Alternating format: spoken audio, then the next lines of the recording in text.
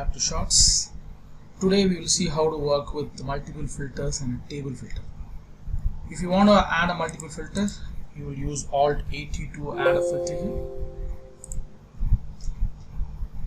And then if you want to filter the region separately, then if you want to filter the sales tab separately, then you will be doing a lot of variant here. That's a long shot.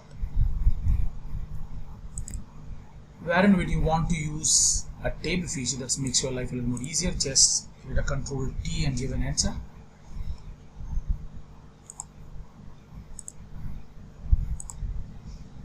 And then add a slicer here.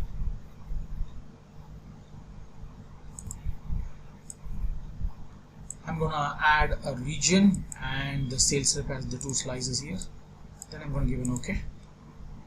Then you can choose whatever you want to choose here by making it more easier. Yes, I'm going to select two of these dimensions. So it automatically can see that how the data works for you, and this allows you to tell you how many data set you still have on these two different dimensions. When you want to clear them out, you can see in Coimbatore only 3 sales reps are active, the rest of them are not. When I choose another region, you can see as per the region the sales rep activations or sales rep usages are very clear.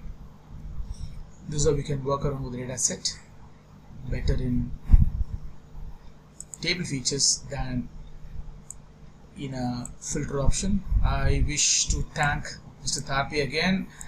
He's the one who introduced this keyboard shortcut to me for adding a filter here. Normally we use Alt DFF, the old way of doing it, or Control Shift N. I used Alt 80 here. He always says Alt Amar Tharpe, and I just said his second name only, not the first name. Thank you, Mr. Tharpe, and I still remember your class, which I attended long ago. Thank you so much. Cheers.